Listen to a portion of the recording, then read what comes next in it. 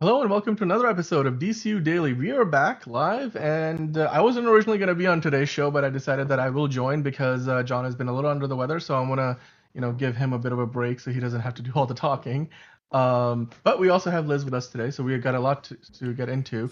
We had to talk about the Superman trailer and why it's going to be just fine, despite the rumor that mill that has been running around, and people are like, "Oh my God, Warner Brothers executives don't like the trailer. They told them to make it better." Warner Brothers executives have nothing to do with the Superman trailer because Warner Brothers is a separate studio from DC Studios. We're going to talk about that to start the show. And then we have to get into, of course, James Gunn's comments. As always, he's been commenting on the holiday weekend about how you can go and support your local comic book shop for Black Friday. How did you spend your Thanksgiving? Is there going to be a DC Christmas TV special, maybe? And which character should be featured in there? We have to look ahead to the Superman and Lois series finale that's going to be airing in only a few days time on Monday, so we're going to look ahead to that. It's been a wonderful few years with the show, and it looks like it's all coming to a head this Monday on the CW. And then there is the comment, the big one, the one on the thumbnail, James Gunn finally explaining to us how and why the Suicide Squad is not canon to the DCU. And that's something that we've been asking about for a long time. It seems like he finally decided to give us a few answers. So to do that and so much more, as always, with me today, I've got not only John but also Liz. How are you doing today, Liz? We'll start with you. I'm well. How are you guys? Sorry to hear you're under the weather, John, but it's going around, babe. It's going around. Yep. Well, I had my bout with it. Liz, you had your bout with it, but now it's John's turn. It seems like. Speaking of which, John, how's your day been? I mean, mostly just relaxing, trying to get better. But yeah, just so if I sound gross, nasally, if I'm muting myself, if I'm blowing my nose a lot, I apologize. But I did want to, it's Friday. It's the end of the week. It's only one more day until the weekend. So I'm like, you know what? I'll be here and I'll give you guys what you really want to see. And that's me. Because I know you guys love to see me. Uh-huh. Yep. Hey, Hugo likes me staring at him, so it's. Hugo's not in the chat yet, but we do have Michael and Hunter Iggy watching. So hello to you. And of course, as always, drop your fan theories, question, comments in the live chat if you're watching live. If you're not watching live, then get in the comment section and leave us your comments down there. We had a bunch of comments on yesterday's video and the day before, so we'll pick those out and get into those in due time. But today we have a packed day. There's a lot that I picked out from the world of DC, even though in a way it's not a packed day because a lot of the usual people who are out there breaking news are, I'm sure, celebrating a holiday weekend, as we all should be. But of course, we are here with you because I'm sure you guys want to get away from the family after having had the turkey and spent plenty of time. Now you're just like, I want to just like go into my own little bubble and just be comfortable in my world. So we are here, and we're glad that you are part of our world, and we are thankful for you. So let's get the show started with the Warner Brothers Discovery being unhappy with the Superman trailer story, which has been rumbling, bumbling, stumbling all over the internet for the last few days. John, you and I discussed this. I want you to, like, if you can, find me the link, because I lost track of where James going to address this, because we actually touched upon this a couple of days ago. Or I forget if it was a couple of days ago. I think it was on his threads, if I remember. Yeah, correctly. I think so. Like, if you could find it for me, because I'm gonna bring that up, because I think it's a good way to sort of, again, reinforce what exactly is happening versus what isn't happening, because just to kind of give you guys some context, there was somebody, I believe, on X. He sort of started this rumor. He put out a tweet or an X or whatever you call them these days, saying that he's heard that Warner Brothers executives are not happy with the Superman trailer, and that's one of the reasons why we haven't seen one yet. Which again, the movie's still 7 months away, so I think it's still too early to reasonably expect a trailer. But even if we were to get a trailer now, it doesn't have anything to do with the Warner Brothers executives not being happy. And in that same post, he said, like, this is what I've heard. And apparently, they've been giving notes like, make it better, very vague notes, and, take it with a grain of salt. But look, we're going to dive into why that claim is not just, not true. It's completely baseless and absolutely stupid and doesn't make any sense considering how Warner Brothers Discovery is organized and works today. So it's just on a very fundamental level, basically a lie, like that whole tweet. So John, when you do find it, just send it over to me and I'll bring it up. But I think in the meantime, we can dive into this article that you sent me over from the website Bounding into Comics, where they essentially brought up the same topic because it started again from Dan Marcus on X, and his comments were, "I'm really excited for the Superman trailer. From everything I've heard, there's enormous pressure from inside Warner Brothers for the trailer to be received well. Apparently, the studio asked for multiple different cuts of the trailer to find the best version." Now, this was like a follow-up, I believe, to, like the initial post that he made. Now, this part is true. Studios always request multiple versions. That's whichever trailer house they're working with. If they're doing it in-house, you will have multiple versions. You're gonna want to test it out. You're gonna want to, see how what works the best. The filmmaker, if he has a say in there, if he or she has a say in there, they will like give their 2 cents. That is part of the process. Generally speaking, that is part of the process. But the problem here is that the implication is in the post that Warner Brothers studio executives are not happy, as in, Michael DeLuca, Pam Abdy, the co-CEOs of Warner Brothers Pictures Group, the traditional Warner Brothers that has released all the DC movies in the past. But you got to remember, Warner Brothers Discovery, when that company formed and Discovery bought Warner Brothers, they reorganized. They changed up how things work. They brought in Michael DeLuca and Pam Abdy, who used to be the co-CEOs of MGM, and they left when MGM was bought by Amazon, and now they're over at Warner Brothers. They're the co-CEOs there. And some of their acquisitions so far, they've got Tom Cruise on the lot now. So they've done a few coups along the way. But then again, they've had slip-ups like Joker Folia do. Having said that, they're Warner Brothers CEOs. And I know there's some confusion, but isn't Warner Brothers DC? No. Warner Brothers Discovery is the company that, David Zaslav is the CEO of. And then Warner Brothers Pictures Group is a studio that's under that larger company. Then there's like HBO. Then there's DC Studios. That's really the big thing here. Now, before further ado, let me get into some of the visual aids that I came up with. Oh, I clicked the wrong link. We're going to get into that later. Organizational charts, the boring stuff. Look at that at the very top, David Zaslav. And then when you look at the middle column, you can see the separation. There's a Warner Brothers television group. There's CNN, they're owned by Warner Brothers. There's HBO and Max content. That's where Casey Bloys is, who wants to see another season of The Penguin, by the way. Fuck the Penguin. Then you have, if you further move down, you've got co-head of DC Studios, James Gunn, Peter Safran. Then you have co-heads of Warner Brothers Motion Picture Group, Michael DeLuca and Pam Abdy. Now, this chart, if it's not demonstrative enough, let's just go to the source. Let's go to the freaking Warner Brothers Discovery website. And here you can see when you look at all their, business unit heads, Casey Bloys, who I just mentioned, the guy who's in charge of HBO and Max. You've got Pam Abdy and Michael DeLuca. You look at their titles, co-CEOs and co-chairs of Warner Brothers Motion Picture Group. Yes, they're the ones who are going to release like Mickey 17. Yes, they're the ones who in the past would have released the Dark Knight trilogy. But no longer is it true that they handle all DC properties. We know that Joker Folia Do was under Warner Brothers because it was made originally and set up there.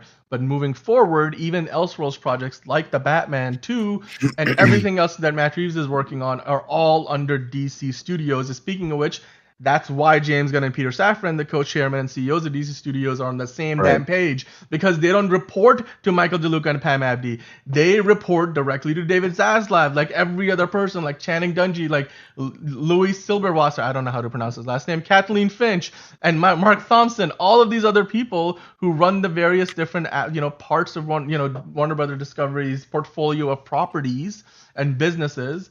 They all report directly to David Zaslav. They're basically like on the same level. So to that end, James Gunn then basically, and again, there's another graphic, by the way, which further like visually explains it. You look at the different studios: Warner Brothers Pictures, television, DC. Then there's New Line Cinema. New Line Cinema released the Blade movies back in the day. Warner's Animation Group, which we'll talk about a little bit later, because they are developing a new Batman animated trilogy potentially. And then of course James Gunn went on to kind of explain exactly why that rumor is completely baseless, in a way that I think made all the sense in the world, because his response to all of that hubbub, as I like to call it, I don't know if that's a real word, was, well, sort of, because when he says studio, that's solely me, as in James Gunn, not me, James Gunn. As the only studio involved in cutting or anything to do with the trailer is DC Studios, not Warner Brothers Pictures, DC Studios, which James Gunn is in charge of. This is the exact same process, rigorous process that he has gone through cutting every Guardians trailer, pushing the marketing folks as hard as he can, cutting and recutting until he thinks something worthy, that they have something worthy of the film itself. And then he clarifies that he does not just give them simple notes like make it better. He gives them specific notes. We talked about this a couple of days ago, but I wanted to readdress this because it seems to be a confusion amongst the average, person out there, average moviegoer, that because it was true, as recently as a few years ago, but it's no longer the case that Warner Brothers, controls all the DC properties. They used to be the ones in charge of DC. Now Warner Brothers Pictures is its own thing, and DC Studios is separate. It's like Marvel Studios and Lucasfilm and Pixar. They don't it's not like you take a script for a Marvel movie to Kathleen Kennedy, because she's in charge of Star Wars. It's separate. And Kevin Feige and Kathleen Kennedy on the same level. They're two studio heads. That's the same thing here. Michael DeLuca, Pam Abdy are studio heads for Warner Brothers. James Gunn and Peter Safran are studio heads for DC Studios. Now that we've got that sorted out, Liz, what were your thoughts on this? Again, James Gunn just kind of putting down this rumor and in a nice way, but again, clarifying that there's a difference here, how things work, and why that rumor of Warner Brothers executives are not happy. I mean, it could be like, James Gunn obviously hasn't found the final trailer yet. They're still working on it. But to say that Michael DeLuca and Pam Abdy are the ones who an editor sent a trailer to is completely baseless. What are your thoughts on this rumor? Yeah, I mean, I completely understand the separation between studio heads and you're responsible for this wing of it, you're responsible for that leg of it. That's all good. I could give a crap about who's the hierarchy and who's in charge and who says what or anything like that. But I do completely agree with what you said in the beginning, that we're still 7 months away from wrapping up filming. There's no way you can have any type of tangible, plausible, good trailer. A teaser trailer, possibly, yes. But when we start to, if it is true that they want a trailer out now, or they want something or sometime soon now, but you always run into that risk, right? Of including things in the trailer that don't actually make it to the final cut of the film. And that drives me up a wall. So I would rather them wait until they have some actual meat of the story that's filmed, that's captured, that they're definitely going to use, rather than them just throwing something together to appease fans or studio heads, whoever it may be. So I don't give a shit. We've talked about this as well. I would rather have a good trailer that comes out at the appropriate amount of time than them rush something and we end up with a project that we were anticipating we didn't get what we wanted. You know what I mean? Yeah. So I don't mind them not having anything for release just now. Like you said, I think it's way too early. So, just when you've got a good product and you've got things put together and you know what direction you're taking it and you know what the final cut is going to be, then give us something. A teaser trailer right now, fine, that's okay. But I feel like James Gunn has been so good with social media and whetting everybody's appetites and keeping people excited and keeping people up to date that we don't need any of this just yet. So everybody's just getting hysterical for no reason, and y'all need to calm down. Yep, essentially. I mean, John, what are your thoughts on this? Again, just the stuff that Dan Marcus posted about. I mean, very general stuff, but then ultimately James Gunn was like, well, hold up. I think you got, there's a few things that you got wrong here. I'm the guy I am the studio. I'm the guy I am the danger. In charge of the trailer. I'm the one who knocks. But yeah, what did you think about this? Again, James Gunn quickly addressing it and doing it in a way that was very definitive. He was like, let me just clarify this for you. We are going to make it as good as we can, but it's my job. You were talking about this the other day where it was it's not going to be as general as make it better. It's just going to be at 0.24, we got to have it like this way, or maybe the lighting needs to be better, or need to cut it right here. You do that, you're not make it better. That's lame. And I'd see that from Warner Brothers, but again, this isn't technically.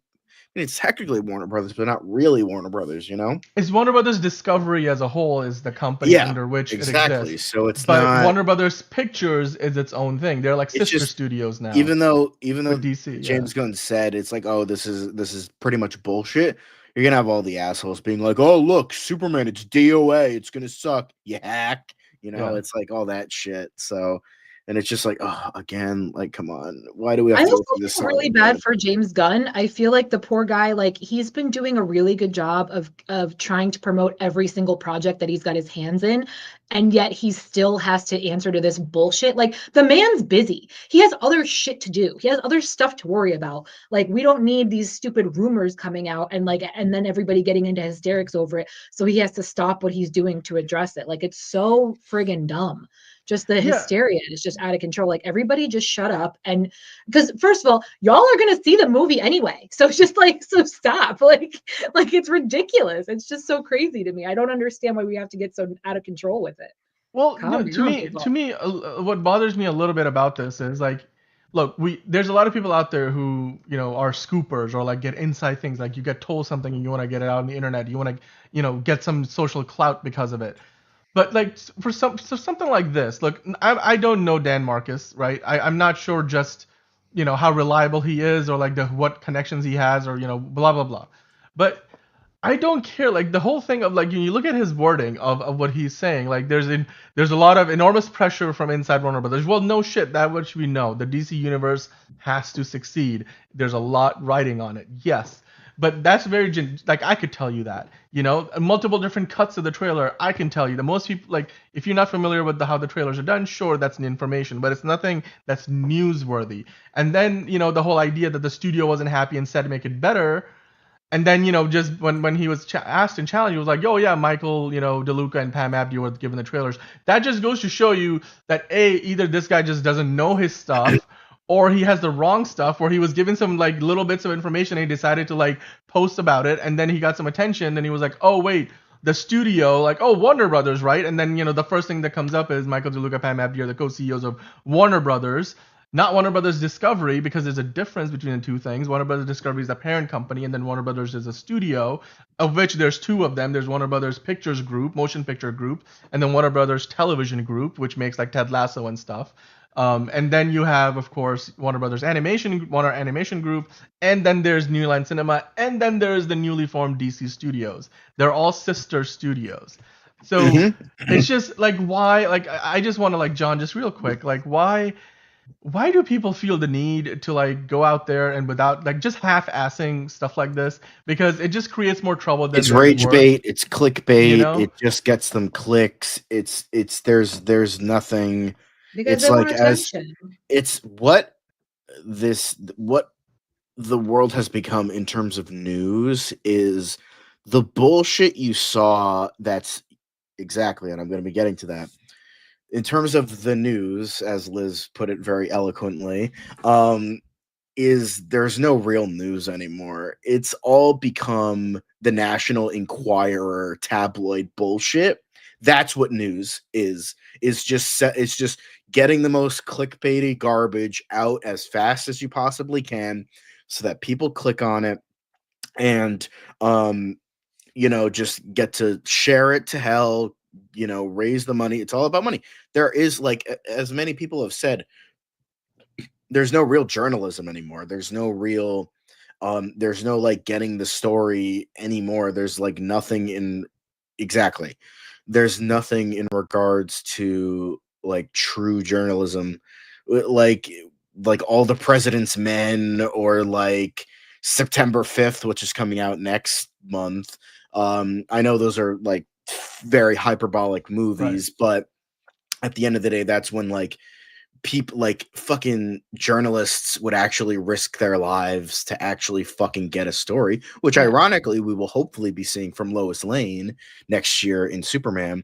But that's what journalism was, and journalism just isn't that anymore. It's been overrun by the digital National Enquirer tabloid bullshit. It's the gotcha generation, right? So it's like if there's any modicum of truth at all to any portion of the story, they want to be the first one to have a piece of it. And that's what it is. So they put out stupid shit that they can't verify, and that has to be explained. Like, again, where James Gunn has to drop everything to set the story straight. Yeah. Because these people, all they care about is being the first and being the one to, like you said, to scoop it. And it's like everybody just needs to pump the brakes. And the thing is, like, I know, and the thing is, what's even more annoying is that I see so many people making fun of James Gunn for doing this. to has to like grind his schedule, his very busy schedule now, to a halt to like fucking say that no, Grace Randolph, Dan Marcus, all these fucking idiots don't know a shit about shit, and like have to interrupt me because I'm in the middle of like, dude, I am co-running a company right now. I am directing movies and shows and writing shit. It's like I don't have time for this, but he has to, or else unfortunately fans are gonna fucking believe it because who knows what's real and not real on the internet, and people assume everything is real, which is a shame. But he has to fucking come out and say this. It's like, well, maybe if the fucking rage-induced crybabies who are still holding on to what like things used to be, then maybe he wouldn't have to, but they do because they need to shit on this guy. They need to shit on the new DCU because they just have nothing to do, nothing to live for, just be assholes and spread misinformation. That's the ultimate end game. No pun intended. Well, I mean, it's also, to me, just when you get some scoop or something, like somebody tells you like some inside information, you should always try. Proper journalism involves you verify the information and you do it from multiple sources before you ever go run with it. And to that end, I think clearly they're not doing that. It's also like from what James Gunn side of things, the DCU and DC Studios is as much an exercise in PR in terms of repairing the reputation of DC from recent years, minus a few exceptions. There's exceptions like the Batman has been great. There's, it's not like DC has done everything bad in that time. Wonder Woman made a lot of money, was very well received. And there's examples, like even the Shazam movies were very well received. Well, the first one was at least. And the second one not so much, and the Aquaman made $1 billion. People don't just go, give that much money to a movie unless they really liked it. So with that said, though, overall, like James Gunn probably feels the need, and he's such a big comic book fan. We're gonna talk about that more later on too. And so like he feels passionate about this. So I think part of him doing this is as much as like his means to sort of again pump the brakes on a lot of this negative press before it gets out of hand, especially when it's not true. And then, again, like you said, get back to doing what he's actually being paid to do, which is to make movies and TV series and tell stories in the world of DC and enable and empower other filmmakers to do the same.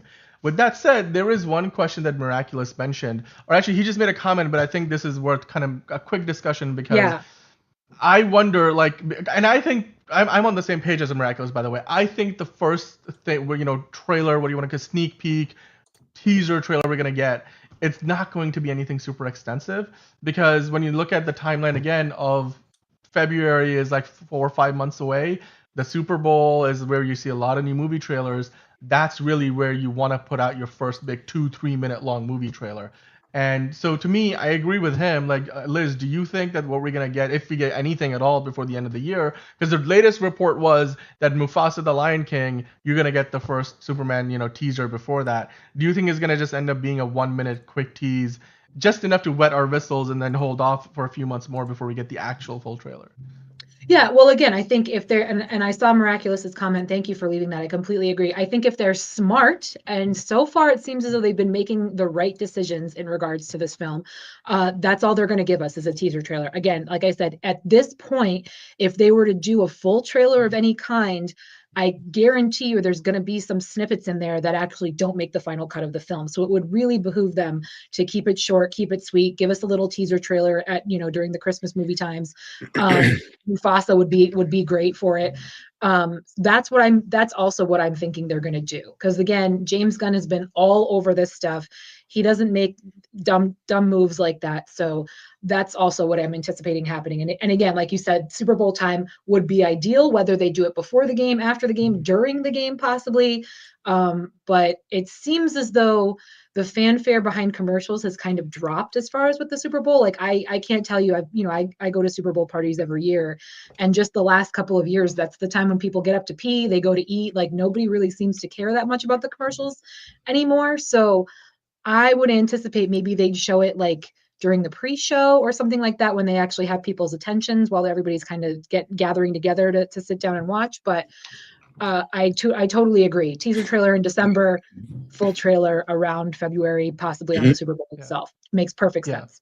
I mean, do you agree, John? What do you think? Yeah, I've been saying that for a while. I thought we would get the first trailer in February because like really, because I think whatever that was, I think it just Super Bowl would make sense. Or yeah, the Super Bowl is in February, right? I think, I don't know. It It changes is, from yes. No, January. it is. It's basically, yeah. The date varies, but yes. But yeah, so it's February, and then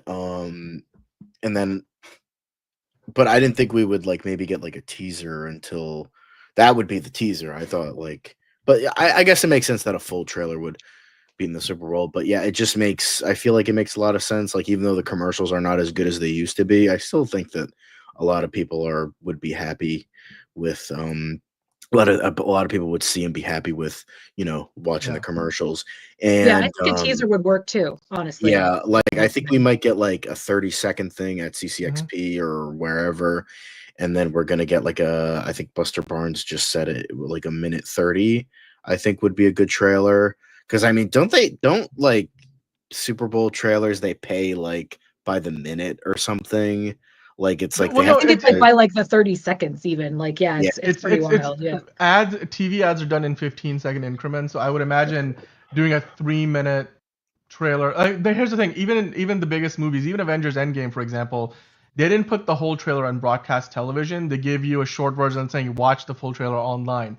But the point remains: you want to get it in front of like the millions of people watching. So if 100 million people or more are watching the Super Bowl, and you give them a 30-second peek and say go watch the rest of it online, those 100 million people, the majority of them are going to do that, especially because a lot of people tune in simply to watch the trailers because they don't even care about the game, or they care about Taylor Swift, but we'll see if the Chiefs make the Super Bowl this year. But, like, it's going to happen. Like, if you do get it, it's likely going to be a 30-second, there's the new Superman trailer, now go watch it online. And then people will, like, click on to their YouTube on their phone or their television or whatever, laptops, and, watch it there.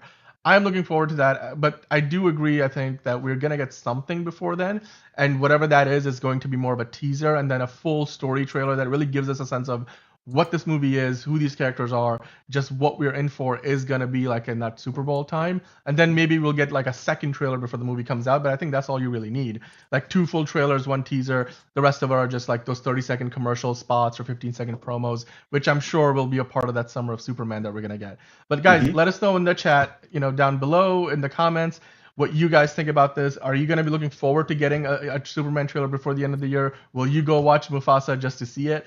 And if you don't get it, are you willing to wait another like 2-3 months to get the first trailer at the Super Bowl? And of course, hit that like button if you guys are watching. We are of course nowhere near done yet, because we have to talk about now moving on to Batman side of things. So let's do that. There's a new report out there suggesting that Warner Brothers games, I assume that the games division, are developing a new actually not the games, the animated group, the Warner's animation group, are developing a new trilogy of Batman movies. And this is something that John, brought a lot to my attention. So John, I'm gonna bring you in on this first.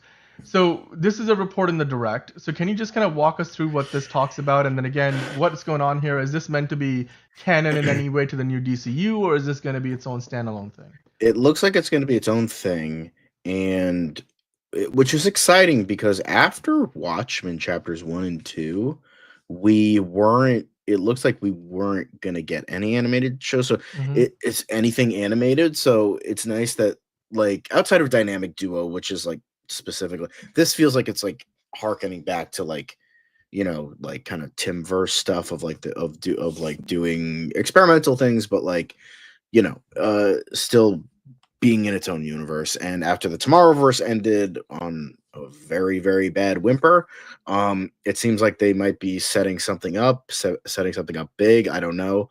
I don't think this is going to be part of either universe, the DCAMU or the Tomorrowverse, because both ended. Technically.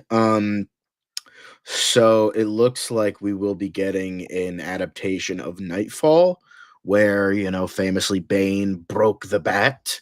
We're going to be getting a trilogy of those, which makes sense because you have Nightfall, Night Something, and then Night's End. I believe 3 big books.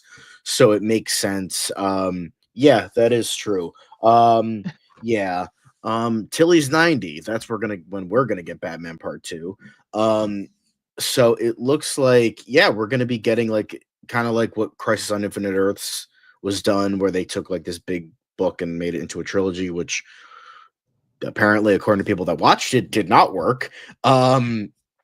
But it seems like, yeah, we're going to be getting a very big, very cool adaptation of Nightfall, which is great. I think, if this is true, again, this is only reports and rumors and all that. This is based on the idea that there was a recent filing in the what is called the EIDR, the Entertainment Identifier Registry. It's sort of like, like a unique ID system is assigned to each project that's out there. There's multiple, like, kind of record-keeping systems in Hollywood like this, where it helps you kind of keep track of what's out there, and then for the industry professionals to be able to keep track of it and such. And that's kind of what this is based on. So it's sort of like we've done stories like this before, but other sites that track movie production are like, oh, this is what's in production right now because this said, website, I'm forgetting the name of the one that we have done in recent times where it's in production and we see the name and, we see like maybe the working title. And so that's where the speculation starts. Now, like you said, it would be fun to see Batman Nightfall adapted. How this ties into, again, the larger DC brand, because recently a lot of those other ventures came to an end because James Gunn wants to sort of streamline, like, kind of in a way similar to Marvel, but it would still room for alternate Elseworld stories to be told. I wonder how this will be treated. Like, will this be a DC Studios endeavor because ultimately, this is still DC property, or will this be sort of treated more like, what was Joker Folia do? But like, since DC Studios is in existence while this is coming to be, I would imagine this will still fall under the James Gunn umbrella. So I wonder how involved he will be in this. Liz, do you feel at all excited, interested? Like, do you care for another Batman animated trilogy? Or are you just like, just give me the Batman 2, that's all I care about? I mean, I'm old school, so I watched the Batman animated series. What was it? The late 90s, early 2000s. Yep. So yeah, I mean, I'm interested to see what is actually going to happen, what they're going to do, if it's going to be a completely different storyline, maybe some characters that again, you guys know that I want new characters. That's what I want. I want characters we haven't seen before, and developed and added to the storylines. The fact that they're saying it's going to be a full trilogy, rather than just kind of teasing us and just saying like, oh, it's just an animated something, I think is pretty telling. I think that shows that they're giving people an expectation right off the bat, which is good. It's good to wet everybody's whistle and give people things to look forward to. But I think the fact that they're coming out and flat out saying it's a trilogy, pretty much to me means it's happening. So I'm looking forward to seeing what they do for sure. Yeah. No, I think it would be fun to see how it looks, how it comes out. Like John, you said that there's been all these other adaptations of so many Batman stories. We can still somehow use maybe another alternate take that we haven't quite seen. Of course, Bane did break Batman's back in The Dark Knight Rises, so that particular story we have seen a version of, but this probably will be more closer to the comics than what we saw before. My thing, to me, this is again a matter of James Gunn has been saying since DC Studios was formed that he wants everything to be, not everything to be connected, but everything to be under that one umbrella. So like, just how many Elseworld projects do you want to do? Like, where will this land? Right. Is this going to be a straight to DVD endeavor?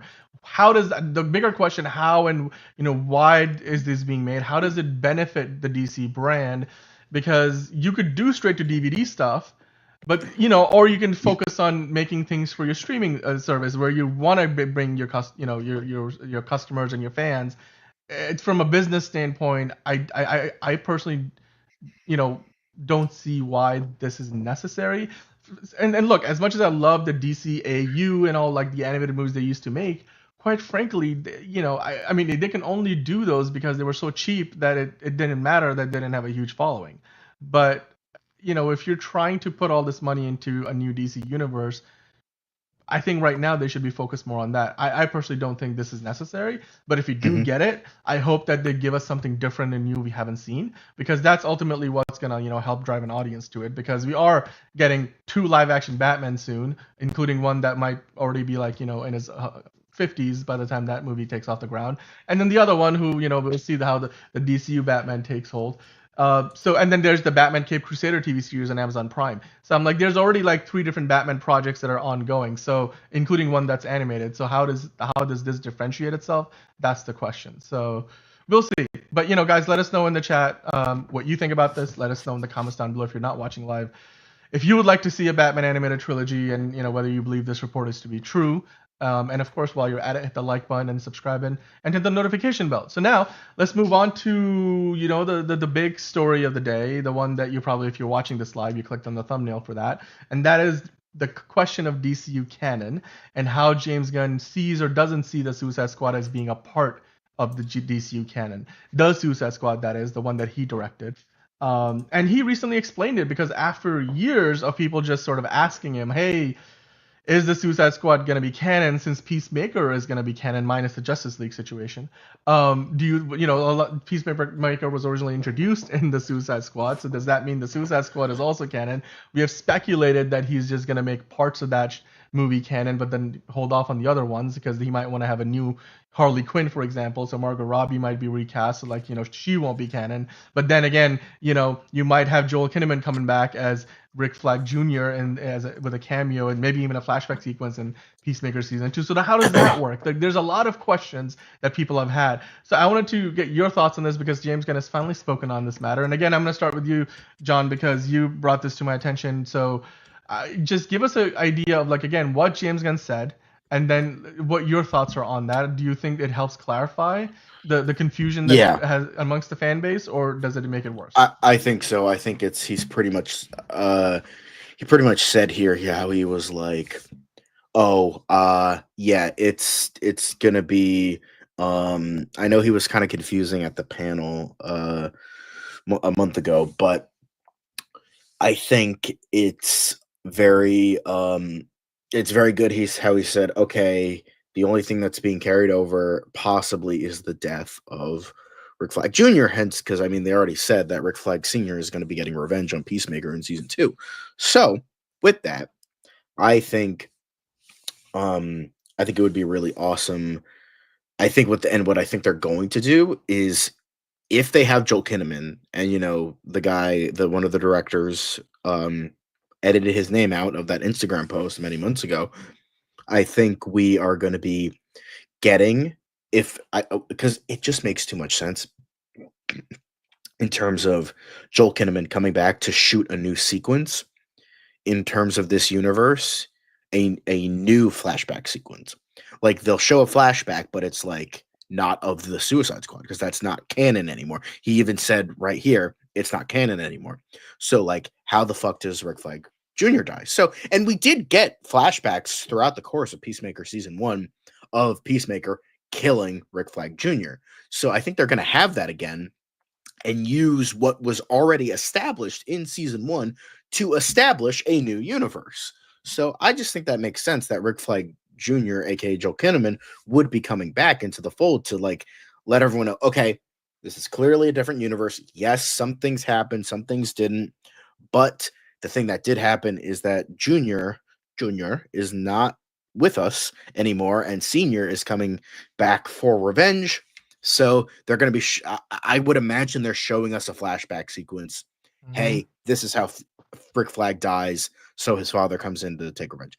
Makes sense to me. I feel like that's the only way they're going to do it. That's why Joel Kinnaman was coming back. So, and to establish this new world, possibly this brave new world. But I think, I just think that makes sense. I don't know, maybe I'm blowing hot air, but I just think that makes so much sense to me if Joel Kinnaman is coming back and the fuck up in that Instagram post actually does mean something. So yeah, I think that works. Yeah. Again, it's just continuing to, he has to constantly clarify what he keeps saying. But in this particular case, I think he has been purposefully vague over time. So this is worth a further clarification. So like he said, James Gunn has mentioned at New York Comic Con that if it's mentioned or referenced in something like Peacemaker season 2 within the DCU, then it's canon. But otherwise, it's not. So that still creates a pretty gray and blurry dividing line, but it's better than nothing. Liz, what are your thoughts on this? Were you looking forward to the Suicide Squad being completely canon? Are you surprised? Are you disappointed by this? No, I'm not disappointed at all. I think it's good for the fans. And as we've seen time and time again, James Gunn is a real true fan. So it makes perfect sense that he would try to keep it as close to canon as possible, because that's the whole purpose of doing these, right? Is creating these films, creating these shows, is to take the comics and bring them to life. So I'm glad that if he is going to try and stick to the story as much as humanly possible, that's great, especially for people like me who don't necessarily know the origin stories of some characters, the backstories of other characters. It's good. I mean, I'd like that education, because as I've said time and time again, I'm just not a big comic fan, so I'm never going to pick one up and learn about all of these characters and where they come from and what makes them tick. So I do appreciate that that's what he's trying to do. But at this point, I think James Gunn is giving up way too much information. And it's like, bro, like I appreciate what he's doing. I appreciate that he's addressing things with fans. He's answering their questions, and he's, trying to like cut down on speculation or about rumors. But at the same time, like, I almost feel like just give them the show, let the show speak for itself, and then talk about it later on after the fact about why you chose to make the decisions and bring the story in the direction that you do. I think James needs to get off socials. He's just like, he doesn't need to answer every single question that's out there, because it'll get to a point where it's almost like, not that he's spoiling things, but at the same time, it's like if fans kind of know what they're in for, maybe they're gonna say, oh, then I can hold off, I can wait, or especially if you've read the comics, like, oh, you're sticking to canon, okay, then I don't have to see it right away, I don't have to watch it on its debut night. So I think we're getting into the weeds now with the amount of information that he's putting out. So we'll see. I mean, I'll watch it. I saw the other ones, and it'll be interesting to see how it connects with Peacemaker and all of that stuff too. So I don't know. Yeah. I mean, to me, it's still not a complete answer, because the whole thing of, because we speculated this from the very beginning, that he's going to pick and choose what he decides it continues to be canon versus not. And while that is helpful to the filmmaker, to him, and what he wants to do, from an average viewer's perspective, it could be confusing. You can imagine that somebody's like, oh, wait, so that part of the movie and that character is still canon to the new universe, and yet the other ones are not. I think the only thing I can... Yeah, exactly. But the only thing I can compare it to a little bit is back in the 90s, when like all those Batman movies like went through like a different actor taking on the role almost every film, right? Like, Michael Keaton did it for 2 films, then Val Kilmer comes in, then the next movie is George Clooney, and until the franchise got buried in the ground and they rebooted, you had like 3 different actors in 4 different movies. But spiritually, they were all meant to be in the same universe, continuing the story from the last one. Like, we had the same Alfred, actor playing Alfred, the same Alfred. In fact, we had the same Robin, who played Robin with 2 different Batmen. So, maybe that's one way to look at it. Chicks dig the car. Huh? Chicks dig the car. Chicks do. This is why Superman works alone. Exactly. Yeah. Depends on who's directing it. If it's the too Iceman dark, cometh, the damn car. The Iceman cometh.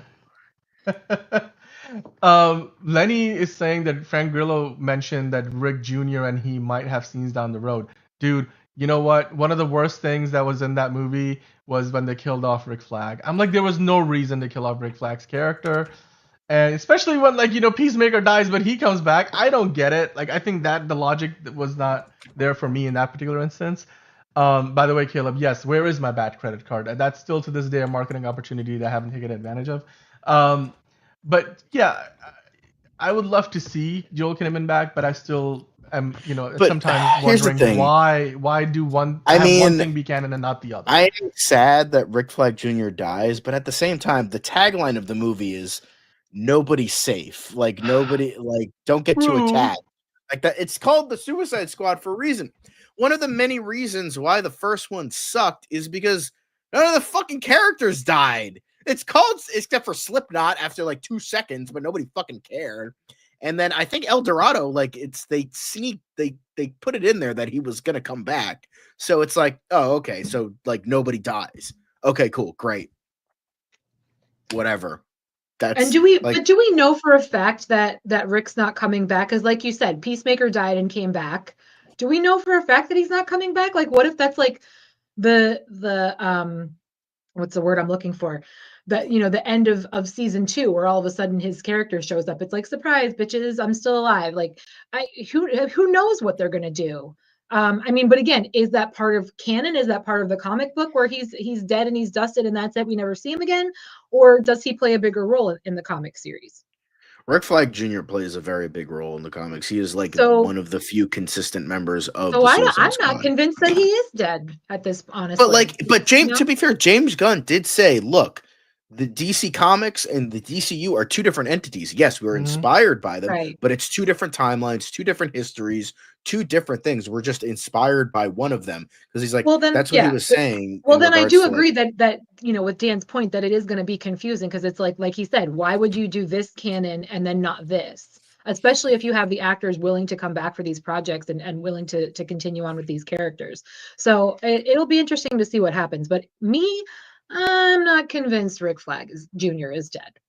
I like to believe that he's not dead, and maybe that's how because here's the thing. I'm mentioning how it's going to be confusing, but all of a sudden, if in Peacemaker season 2, well, here's the thing. There is a revenge plot, so I can't imagine that he is actually alive still, because otherwise, why would Rick Flag Sr. have a grudge with Peacemaker? But it's possible that when they say, oh, you know what, he's alive all along because some doctor in the world somehow brought him back to life. Telenovela. This is his secret twin brother, Nick. Nick Flag. I mean, there'll definitely be there's definitely going to be flashbacks with him and Frank, and so we'll see him in that. But I'm not counting out that Rick Flag Jr. is dead. Not at all. Yeah, I mean, Hugo Millie's in the chat, John. That's your cue. So. All right. Well, there's your solo John moment for the day, Hugo. But did Peacemaker not die? I feel like Peacemaker did die in the Suicide Squad. Am I wrong about that? I feel like he gets shot by. Yeah, he got shot. He dies, right? And yet, I'm like, I forget, but they very quickly addressed it in the beginning of the first season of the show. But yeah, it was. I will say what I find funny is that Frank Grillo is 59 and Joel Kinnaman's 45. So yeah, how does that work? How that works? He had a kid when he was 14. What? I mean, you can actors can play a character. Don't literally go off their actual ages. But yeah, Hugo enjoyed that, John. More of the same, please. He or she says. But yes, I do wonder though.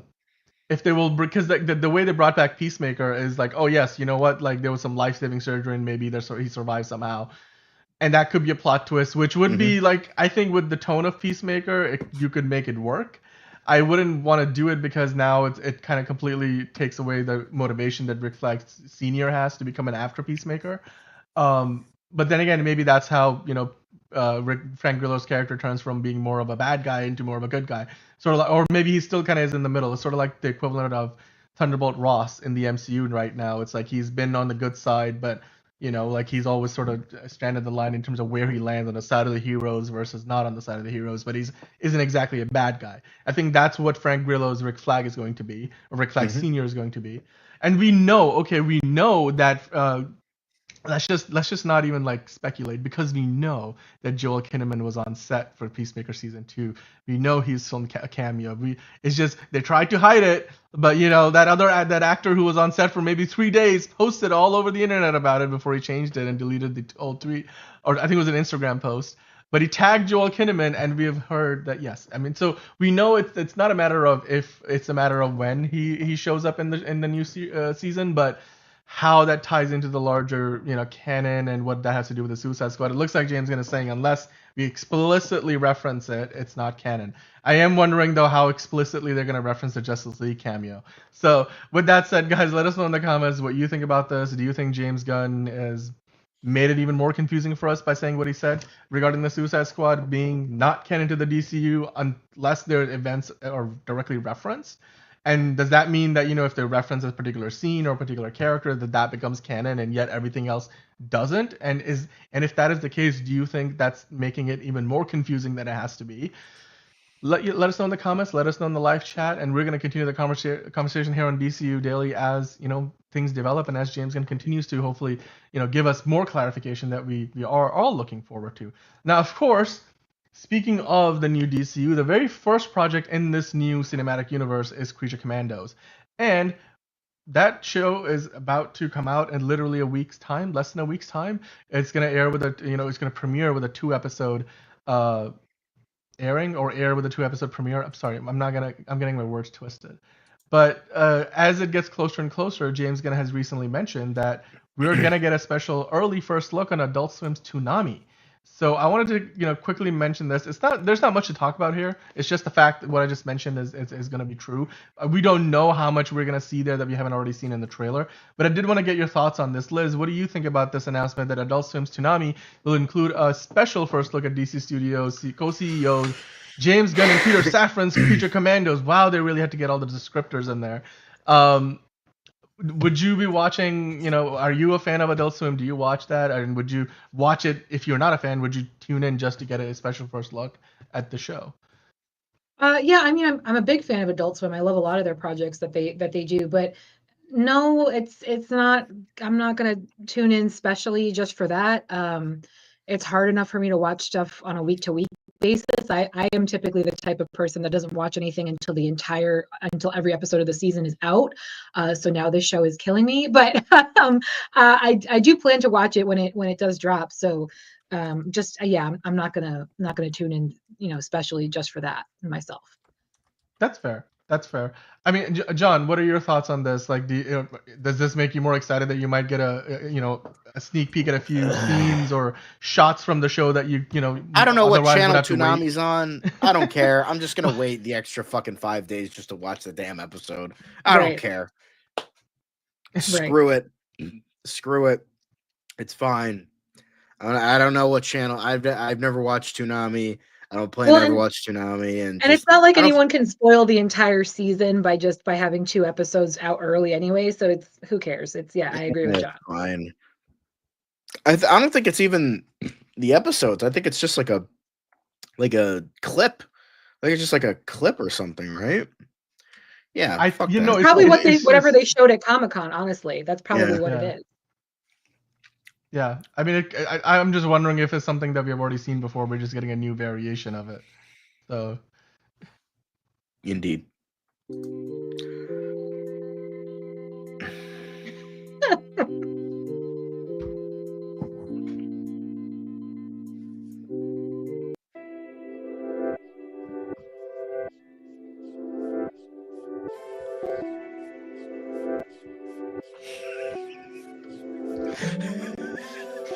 I don't get why you're doing. Swear to God, that's like a fever dream. Honestly, that.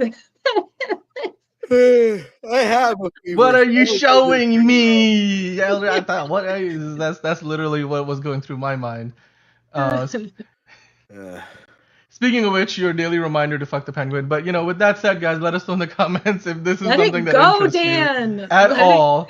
No, man. He secretly actually wants, instead of like fuck the penguin. Remember. He wants to fuck. No, dude. Okay, don't go there. It's all about Wick. It's about fighting for justice. That's what it's about, Ron. Thank you. But let us know in the comments if you think that this Creature Commando special look is worth a tuning into Adult Swim if you don't already watch it. I don't think Adult Swim is as good as it used to be, in my personal opinion. But it is what it is. But if we get a special look and it's worth talking about, we'll do it on the show. But of course, hit that like button while you're at it. Let's move on. Let's talk about the holidays, guys. Thanksgiving is Thanksgiving week. Yesterday was Thanksgiving in the U.S. And I'm sure we all celebrated in our own ways. Sorry, John. Didn't mean to rat you out there. I've been blowing my nose this entire stream. All good. It's all good, man. It's all good. But, season's greetings from DC storytellers this week. I just wanted to kind of briefly highlight some of the messages I saw online. Of course, James Gunn, posted like photos of like all the Superman floaties that we have gotten over the years at the Macy's Thanksgiving parade. But then the one that was my favorite that I wanted to kind of really just bring up here, just for the sake of, showing it, because I know John loves it, is what Matt Reeves posted. It was the Adam West Batman with the bomb from that episode where he can't find a place to get rid of it. Instead, it's a turkey. I mean, I wonder, like, there's commentary here. Is this like Matt Reeves saying that this is him with the Batman franchise, where it feels like he's taken on too much and now he's just trying to get rid of it, but he just can't? Like, I wonder what's going on here. He has time to put this thing together in Photoshop, but somehow he still doesn't know how to finish the script for the Batman 2. Like, what is going on here, John? He probably didn't put it together. Somebody probably sent it to him, and he probably has a PR team. He didn't put it together. Yeah. I think that's what it is. I think he's just like, yeah, I'll throw this together in like 5 minutes in Photoshop and you're Gucci. All right, here's $20. Do it. Throw it on my page. By the way, the chat is thoroughly enjoying, John, the session that they just had with you. And Ron is in the chat. Lenny called me Barry White. Barry I'm like, White. I fucking wish. Caleb is waiting for the Metal Men and the Sergeant Rock and Creature Commandos. I too am waiting for that. I think that'd be really, really exciting. And Caleb is saying everything has meaning and is deep, bro. Yeah, you know, it's deep. I mean, and also Fiona's just joined the show in the chat. Like, it's interesting how Fiona came in and then Lenny came in right after. I'm like, no. That's interesting. Well, Lenny has been here for a little bit. Lenny actually came in like a little while ago. But when one comes in, the other will soon follow. That's how it is. Caleb should have played Steely Dan with John's head. Oh, yeah. I don't think we have the rights to that. Yeah. We don't. It's too much money, demonetized. Get out of here. Yeah, but maybe John will do another one of those staring sessions later on in the show. We'll get back to that. Maybe I'll do like an hour-long stream of just me staring into the camera. Just you staring. Well, at the that'll be our Yule log, but it's just my face of just like staring in, and just like there's fire like behind me. And we'll just have different DCU themes, like DC, like, we'll have the Batman theme, we'll have the Superman theme. It won't be monetized, but, it'll be just an hour of that. Now I'm just trying to find the right kind of music. Guys, give us some suggestions. What, do we need, reggaeton? Do we need, R&B? What kind of music do we need? The ones you played were good. Those were good. You can keep that. Yeah, you think? They set the tone. They set the mood for sure. They set the mood. Yeah. Yep.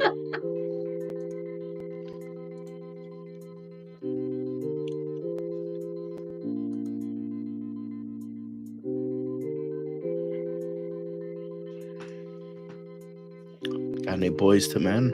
Maybe throw that in there. Ron, I think Batman's all day. Batman, so they go with everything. Superman, it's harder to match. Harder to match with Superman's. But I would wear either. The patriotic holidays, of course. Then Batman all day. I mean, Superman all day. Yeah. I would wear both, except I would wear them under my pants where they belong. So with that said, guys, let's keep going here. We'll continue on with the stories that we gotta cover.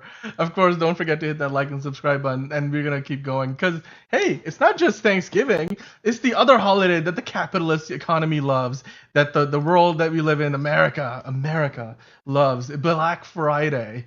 Nothing to do with the color black, but it's just the day when we get all kinds of deals, and I'm sure you guys have gone out there and done your fair share of shopping today, or maybe you just sat at home and did it, whichever it might be.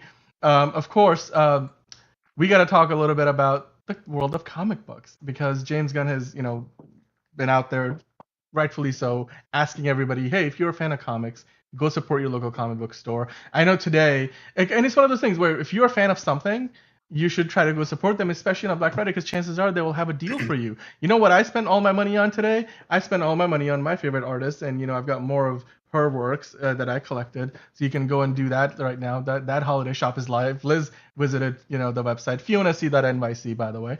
But we're gonna continue on the conversation with the James Gunn story. He gave us a wonderful link. I went through this article. There's a lot of comic book stores doing Black Friday sales, so if you haven't already, go out there and see if you can get yourself like a buy two get one free deal. There's so many good comic books that I'm sure you haven't checked out that you don't even know exist until you go and look at them. And you don't even have to go into a store. Some of these you can just get them online and get them shipped to you. And John, I wanted to kind of start with you here. I know you have a very, very good collection of comics. Have you been looking forward to potentially getting some on sale today? It's Black Friday, and maybe that's something that you might be interested in. Well, I asked for comics for Christmas from certain people, so I don't know if I'll take advantage. Maybe not. I'm not sure. Maybe Cyber Monday is when I'll take advantage. Is that still a thing? I feel like, why does it? I don't know if that gets differentiated. I don't know. It's a reason to have a sale, but I'm not sure if I'll take advantage. I have some comics I want, but I put some on my list, so I don't know what people are getting me and whatnot. So I don't know. Yeah, I mean, by the way, the Absolute series is a big one for DC right now. So if you have been intrigued by it, maybe now is the time to go and order one of the ones. I don't know whichever character appeals to you. To me, like the Wonder Woman comic looked the best in terms of the character design, at least. And I'm at least somewhat curious about like the Superman Batman versions and maybe what the Martian Manhunter would look like. I know that not all of them are out yet. I know, Fiona, it's not sponsored, but for me, it's good to just kind of mention it. With that said, you got Caleb now going with the honka honka. I want a Jared Leto Joker movie, honka honka. Okay. You know what? Lenny has a really fantastic comment, which I think matches up really, really well with the topic at hand. So Lenny, I'm just gonna put that up on screen for you. Let's talk about this. I think it would be fantastic if there were basically what you're saying is that James Gunn should let us know what inspired the project that he's working on and maybe kind of give us some tie-in comics to the I mean, they're doing that with told. Superman at the very least. They're doing like a box set like a month before the movie comes out. I don't know how much it's going to be, but it's going to include Whatever Happened to the Man of Tomorrow, Kingdom Come, All-Star Superman, and one other one I'm not remembering, but it's going to be like a 4 comic set. So yeah, I think they should do that for every single one of their movies, but that's just me. Yeah. No, I think there's a lot of opportunity there. I know in recent years DC has done this where they will actually announce tie-in comics to the movies. But James Gunn has been fantastic about just giving us references to what his inspiration has been. And in fact, because of that, I myself have collected some comics this year that I otherwise, did not own because it's going to be such a huge inspiration for the new Superman movie. So I'm really looking forward to, hopefully getting myself a few more deals. Usually, these deals extend to the weekend. So, do your dutiful job as a citizen of a capitalist economy and go out there and spend some more money. Except this time, hopefully, to support your own passion, which is comic books. I know these comic books are. They're not necessarily the most popular thing out there, but they are one of the biggest reasons why we have the world of the movies that we enjoy today, the comic book movies. So let's go out there and support the comic book stores if we can. Now, James Gunn was asked about while he was doing this Q&A, his latest Q&A session, about, hey, never had a Christmas compilation be as well put together than the one that James Gunn did, or Christmas special, maybe he's referring to the one like maybe the Guardians one. And he's saying we need a sequel with accompanying TV show with it. So James Gunn responded, the real question is, if one DC character gets a TV Christmas special, who should it be, John? We know that he's already done the Guardians of the Galaxy television special with Kevin Bacon playing Kevin Bacon, which I really, really enjoyed. I feel like I'm going to put that on again this year on Disney+. But I wanted to get your take. If there was a character in DC that you would like to see get a special on Max, who would John needs to watch that special first. I get an idea of what he's in as for. long as it's Booster Gold not written by Tom King, then we should be okay.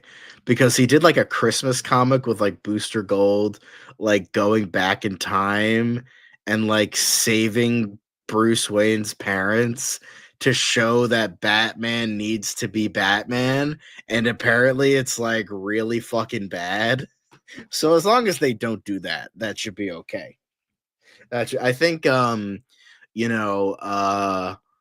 be cool like Swamp Thing gets a Christmas special.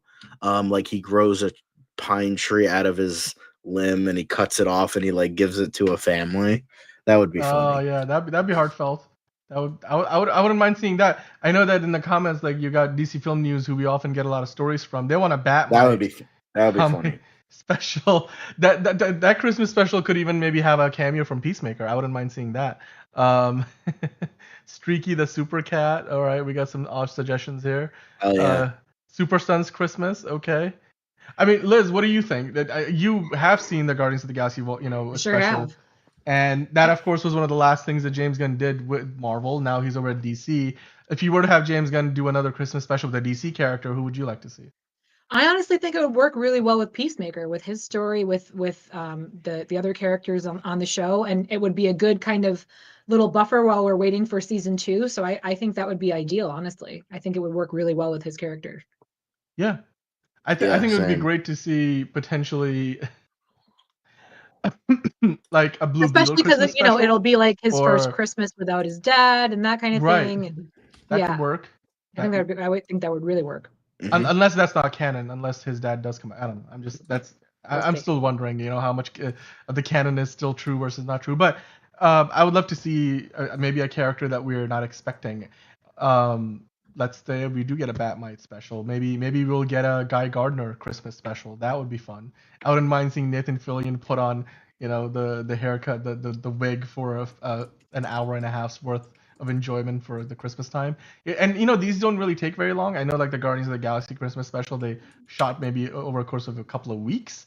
And they already had a lot of the sets and stuff pre-built for the movies and such. They shot a lot of it on location in LA, so that helped. And then of course, the actors showing up in costumes and makeup isn't as much that you need to do to put that together. So I wouldn't mind it. But hey, go out while you're at it, guys. This Black Friday here, the whole weekend. I'm sure you can go out and support your comic book store. If you have one near you, you can go there and see if they have any deals and if there's any comics that you're interested in. We, of course, are going to continue to, follow along and see if there's any other deals out there. If you see something really special, maybe the DC Absolute series, maybe there's a new comic. Maybe you want to catch up on Sergeant Rock before we get a Daniel Craig movie. Or maybe you want to catch up on Creature Commandos before that starts airing next week. So there's lots of opportunities. And, of course, hit that like button while you're at it. Now we're going to move on to looking ahead to Superman and Lois. Superman and Lois has been on our screens for a few years. Now it's finally wrapping up its run. It is the final remaining show from the world of DC on the CW. Granted, it doesn't really share the continuity of the Arrowverse or the Smallville or anything that came before. It's its own thing. But hey, the title of the episode, "It Went By So Fast," is symbolic and in a lot of different ways. And to me, that still connects, even though I personally never caught on to Superman Lois in the way that John, you have. I've sort of like dipped in and out. But I think this show carries a lot of responsibility on his shoulders as being that last bastion of DC on just broadcast television in general, because I think moving forward all the new DCU shows are going to end up being on streaming or HBO, which is not really the same realm. What are you looking forward to the most? There's so much to talk about potentially because there's a lot of threads that they're tying together. But even on the penultimate episode, there were a couple of things that fans really, really enjoyed. So let me ask you, now that we are literally 3 days away, or less than that even, because it airs Monday evening in the US at 10 p.m. Eastern on the CW, what are you looking forward to the most on the finale, the series finale of Superman and Lois, and the finale of DC on traditional television on the CW? I just want a good ending. I don't want them to kill him off. I mentioned this the other day. I just don't want him to kill him off again because it would just be repetitive, and I don't think they would do that. I think they'll just end it like he exhausts his powers against Doomsday, his sons will come in, and he'll just retire as Superman. I think that would be a good ending. It would be a final ending. I think it would be really great how they do that, and I'm excited for the episode. Obviously, it's a little sad, but I think it went out on a relative high note. Season 4 wasn't as strong as any of the other seasons and all. It's probably the weakest season, but considering what they had against it, and they still managed to give us at least a decent season, I think that's pretty good. So I'm excited. I'm mainly excited, a little sad, but I'm not as sad as I would, because it's I'm glad that the show isn't getting 14 fucking seasons. And it goes to shit by season 5, Supernatural or whatever, where that show just became garbage after season 6 or 7, and it's just oh god, just put it out of just drag it around back and put it out of its fucking misery. Jesus Christ. So yeah, I'm glad it's getting 4 seasons, 4 good seasons. We got a lot of great stuff. And Tyler Hoechlin just, is the best modern Superman we've ever gotten. Bitsy Tulloch has been an amazing Lois Lane. Both actors who played John were great. Jordan was whiny, but, it worked for the character. Michael Cudlitz has been great as Lex Luthor. Maybe not one of the best ones, but he did a very good job. And I think this is overall a very good season. We're getting Mech Suit Luthor, which is awesome.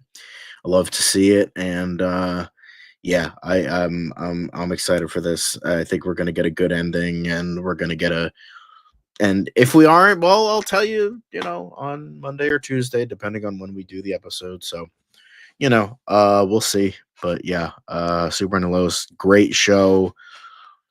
The fact that even this weakest season is better than like 90% of the CW Arrowverse is saying something as well. So there's that too.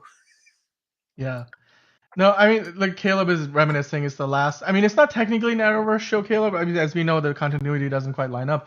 But again, it's the last of the DC shows on the CW. So yes, time does go by fast indeed. It's like I teared up a little bit when the promotional marketing stuff for the Flash was it last year, I believe, right? So even though I hadn't been following their show for the last couple of seasons, it was still you grow to love the characters in these shows. Nah, that show fucking started to suck. So I just was like, yeah, just kill it, please God, kill it.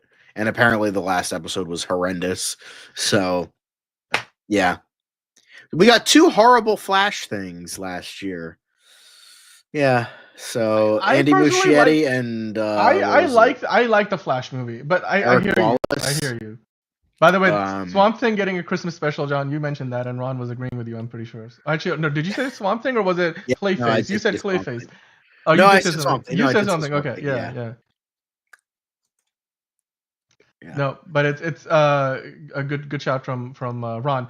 But hey, we've got a couple of other potential story elements that I wanted to kind of ask you about, because you mentioned this to me the other day when after the show we did the review for episode 9, and you were like, man, I'm worried.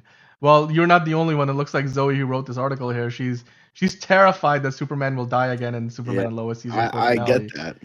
What are your thoughts on this? Do you think this would be a good idea? Like, is this the way to go, or would you rather just see them like, kind of end on a high note rather than, oh, well, Superman is dead and therefore the show cannot go on? Like that doesn't. I don't know. I don't know how I feel about that myself personally. Yeah, it would just be so repetitive. Like, oh, it's like it just feels like a very much like, oh, he has to die, but we got to bring him back because we got to fucking finish all these plot threads. And then we got to kill him off again. It's like, that's just so dumb. That's so dumb. Just either have him be killed or have him not. I understand they couldn't have a season long of him fighting Doomsday or a season long with him dying. But come on. What are you showing me? I think we need to turn that into like a meme or like a little thing soundbite that we.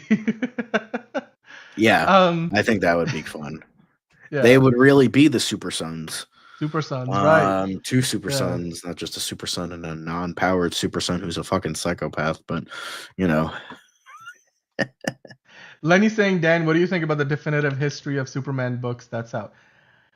I haven't read it yet, but I heard some good things about it. So Lenny, I will definitely, now that you're asking me about it, I will go grab it for myself and take a look. But I mean, let us know what you think, Lenny. Like, I wonder what your thoughts on that are. In the meantime, though, Marco has decided to stop by, and thank you, Marco Ramos, for stepping in and saying hello to you from Portugal. Thank you for joining us from across. We're in the U.S., so across the pond, as we like to say. And yes, indeed, justice for Wick. Fuck the Penguin. I agree with you 100%. You just remember, you got to keep fighting for justice. It matters. It truly does. It's like, how can we make a difference? It's like. We can make it happen. Maybe if we fight hard enough, Wick will come back from the dead in the Batman Part 2.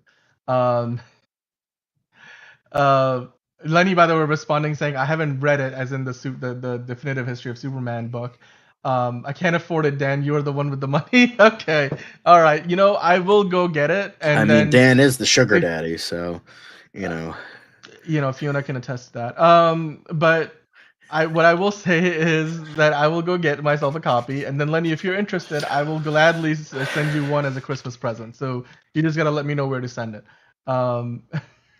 In the meantime, though, Ron is saying again, for Superman and Lois, they should have gone the full death and return and have Cyborg Superman be the main villain for season 4. We know that basically they've gone in the direction with Lex Luthor as being the main villain, and then you got Doomsday coming back. Because the thing is, I feel like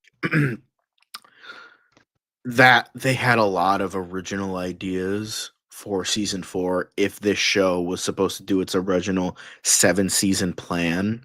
I have a feeling that it would have been maybe not totally, but I feel like it would have been more comic accurate. Like, we would have gotten a full season without Superman.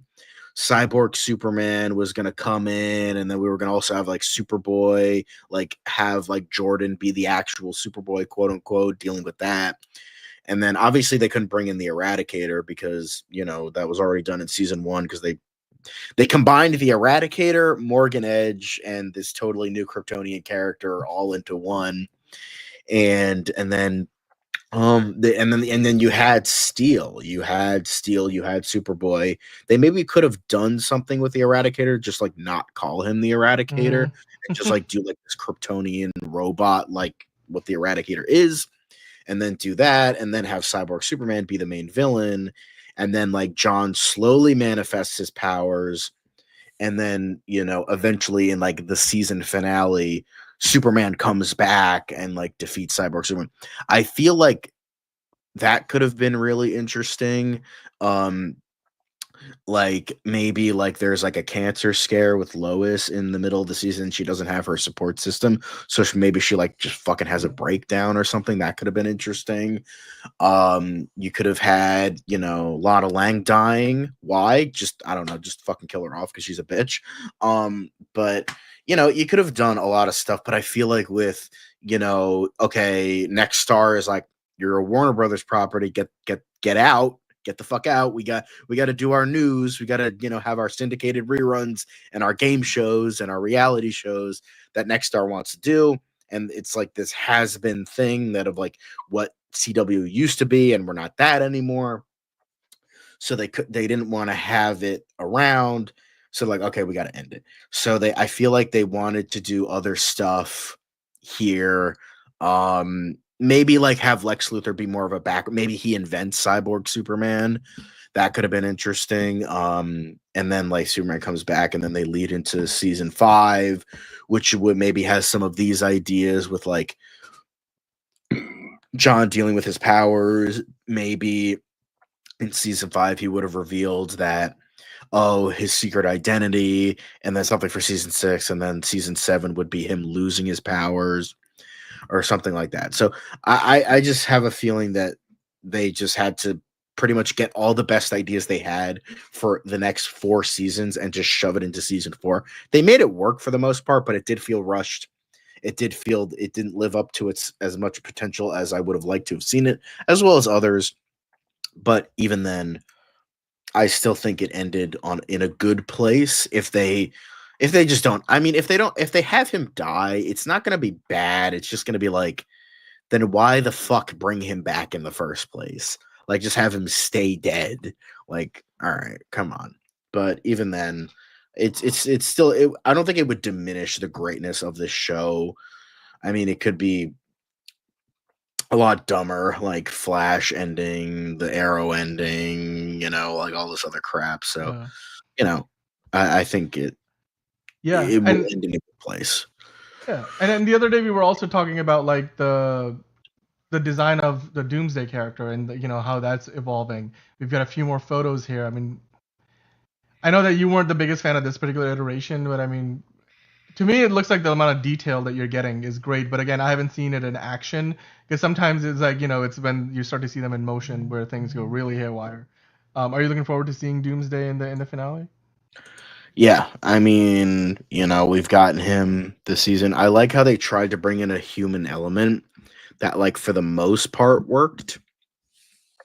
I just wish that it wasn't like they just didn't have Lois come in and be like, you remember me, right? I'm like your wife on the other world. And it's just like, and then he fucks off for half the season, and then he comes back and he doesn't remember her. And then now he has to fight Superman for real. So it's like, all right, come on.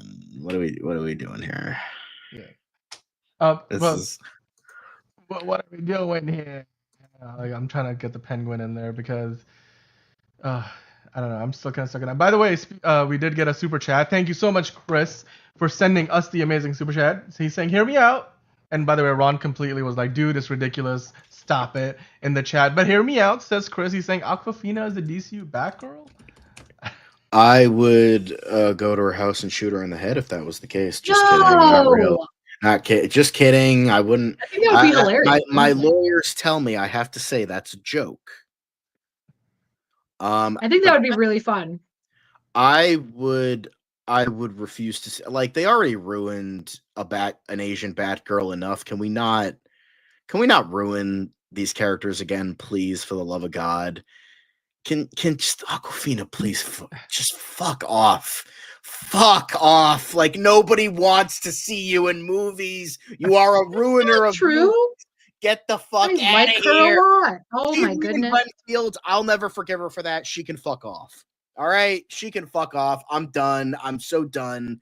I think I'll put her in the pit of empty souls. I'm just so fucking done with her at this point. She was good in like Jumanji, and she was okay in Kung Fu Panda 4. But outside of that, I'm like, I think I'm done with this bitch. Like, she just you don't even like her in Shang-Chi?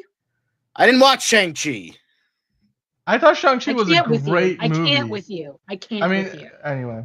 I can't with you. If I wanted to watch a fucking Kung Fu, I just watch Kung Fu you Hustle. You can't die on these hills. Kung Fu movie. No, you can't die on these hills without actually having seen everything to form a valid opinion. You need to stop it. I can see what I've seen of her. No. What have you seen an entire, I've seen her movies, filmography? Yeah. Like, you've seen an entire filmography of an act, so you can only judge an actor. I've seen everything that she's done. If you've seen their entire filmography, that is like the most bullshit logic I have ever fucking heard in my life. Like, that makes no sense. You can't form opinions based on one or two things. I've seen her in like 5 or 6 different fucking movies, and like over half of them have sucked. Okay. Like, I don't know what to tell you. Okay. I'm just done with her, man. Like, I feel like we're having the Taika argument all over again. Let's just not. All right, whatever. You gotta give people a chance, John. Hey. You gotta give people a chance. Open up your heart, John.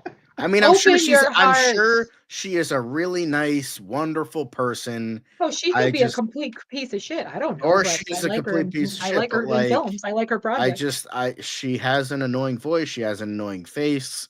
She has a very punchable face, not gonna lie. Wow, John. She has a little bit of a Goodness. Exactly. Okay, calm down. Goodness sakes. Gotta take it there. I look, it's just it's kind of like John's hate for Margot Robbie at this point too. I don't get it. But look, I don't know if he would be the best pick for Batgirl. I mean, but James Gunn, knowing him, if he was casting for a Batgirl, he would probably, give everybody a shot. And, I'm sure if Awkwafina did a audition that really worked well for the character that they were writing, then maybe, she could be a Batgirl. I think she's improving as an actress. I just, she's not the best. I agree with you guys on that one. By the way, I wanted to quickly bring up Marco's comment. He's saying, like, Doomsday looks like Megatron. I definitely see it, especially in, like, that bottom right image. He looks like Megatron, especially the version of Megatron from like the Stanley Tucci Transformers movie, where like he's running around in China. I think that it looks like him. I do see it. But then Marco with like the GOAT comment of the day, is like a secret twin brother of Wick will appear in the Batman 2 asking for justice. You guys need therapy. You need to move on. You need to move on. You've got to get over it, buddy. It's gonna happen. I can't wait. Just remember to fight for justice. That's on it. Like, like Vic died. That's what happened, man. Yeah. I don't care. I'm just saying, remember to fight for justice, and then like and subscribe, because like Fiona said, otherwise the Penguin will come for you. He has come for me several times. I wonder if BetterHelp has a Black Friday special or something. You need to talk to somebody. Since BetterHelp is a shithole company, I would. Oh my gosh. Okay. No, straight up, they have horrible business practices and they don't pay their therapists. So, well, good to know. Don't go to BetterHelp. Don't go to BetterHelp. Don't go to BetterHelp. So I guess we're stuck with this problem, Dan. Shit. Sorry. Or just go to an actual therapist. He doesn't, and I'm sure there's other. When's he gonna find the time? There's no therapist that'll help him at 3:00 in the morning when he has one sliver of free time to himself. Yeah. Poor thing. Somebody Dan, was trolling. You gotta in the move comments. on. You gotta move on, Dan. Yeah. Well, I don't know. It's gonna take time. It's just gonna take time. But yeah, Buster. Sorry, he's still in denial. I think he's either in his denial or anger phase. I think that's what it is. I think it's a combination of the two, honestly. Yeah, possibly. It's very possible. John is like, sorry, John. He just messaged in the private chat that he's about to lose his voice. So on that note, lose my voice, guys. On that note, John, why don't you just give us one of your just amazing, Smolder. Speaking of Jumanji, smolder. Yeah. Just smolder to the camera for a second so that Hugo can take one more look. Give us the Care Bear stare. Bravestone.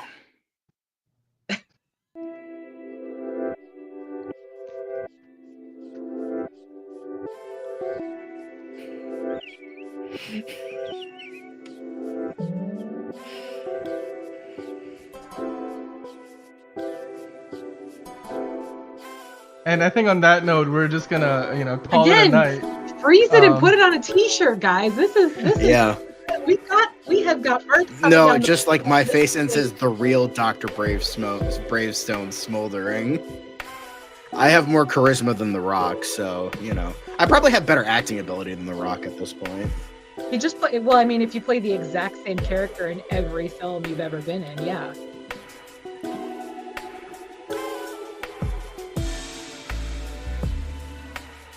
I don't know what I'm doing. I'm delirious. We definitely need like your long feed of just that.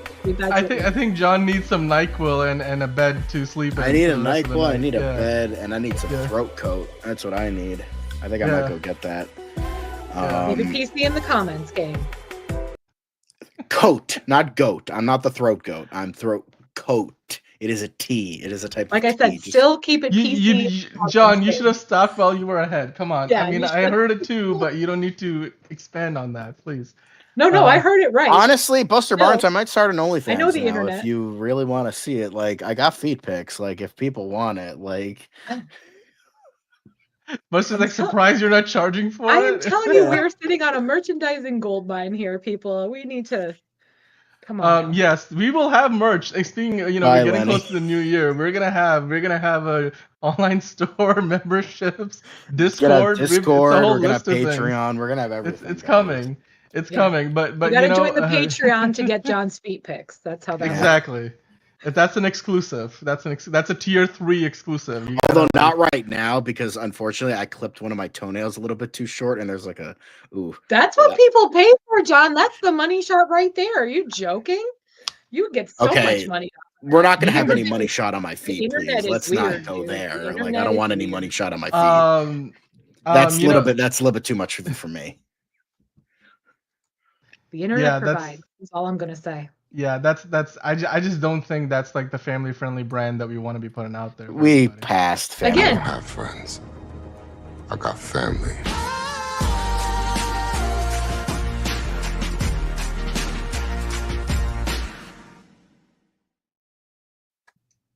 Wow.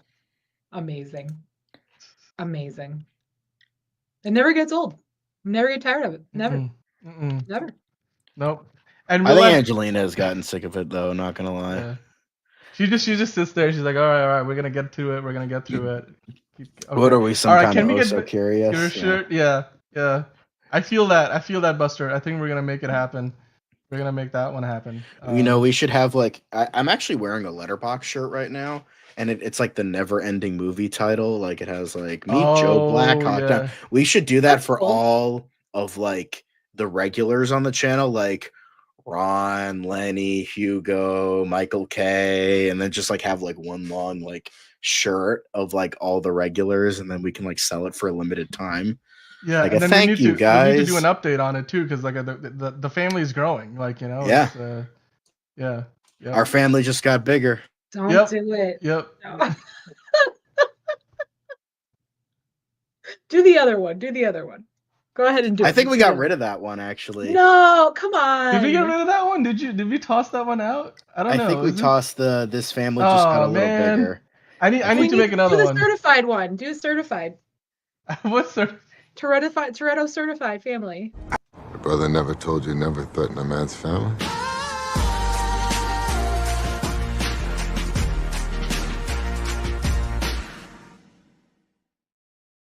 That's the one. There it is. We have clearly run out of things to talk about, so this is just us like, shooting the shit. But that is the neat idea. All right, let's not get too demonetized. We gave you a little bit of a tidbit. A little bit. Well, on that note, I think it's time to call it a week on Also Curious and DCU Daily. We'll be back, of course, Monday with another episode. We're going to have an Also Curious show. We'll review Moana 2, which so far isn't being reviewed as kindly as maybe the first movie was, but it's still making a lot of money, so we'll talk about that. I'm sure we'll have more news from the world of DC, and maybe James Gunn will answer a few more questions, give us a few more answers, and maybe, stir up a few more questions along the way. And then we have to review, of course, the series finale. I meant to say series, and then I wanted to say season, so that came out as season. But basically, the finale of Superman and Lois. We're gonna review that on hopefully either Monday or Tuesday, depending on when we go live with the show, because the show airs itself at 10 p.m. Eastern on the CW. So John will be taking a gander, and then we will take a. At 10 p.m. It's 8 p.m. Is it 8 p.m.? Oh, why do I keep? Okay, whatever. Well, 8 p.m. Sorry, I've been giving you the wrong information this whole time. Superman and Lois, the finale on 8 p.m. Monday Eastern time, that is, and then we'll talk about it either on Monday evening or Tuesday. Tune in for that. And of course, guys, the biggest thing next week in the world of DC is Future Commandos, December 5th. I believe that's a Thursday, right? Am I wrong about that? Thursday, yes. So that's a Thursday. Less than a week, guys. Less than a week. So December 5th, Future Commandos, more days. 2-episode premiere. We're all going to watch it. We're going to talk about it. Liz is going to be back next Friday to talk to us about it. And be sure to stop by DCU Daily 5 days a week. We'll also have Also Curious. Until then, go out there and watch something DC related or watch something Marvel. Just support your local comic book shops and stores. And we hope you have had a wonderful Thanksgiving if you celebrate in the U.S. If you are abroad, of course, we hope that you have a great weekend ahead. There's still a couple of days left. Maybe there's a good deal out there for you on the new comic book that you're interested in. So we'll see you next time on another episode of DCU Daily.